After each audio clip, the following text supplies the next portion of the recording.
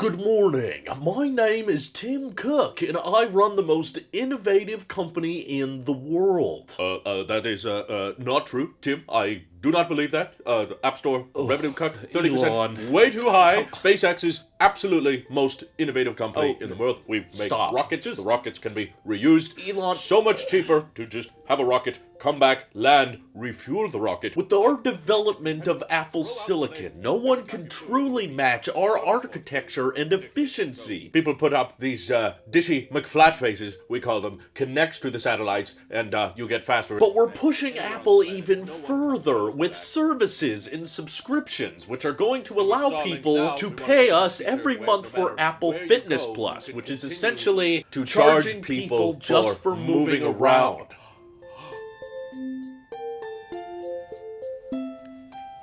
Let's begin.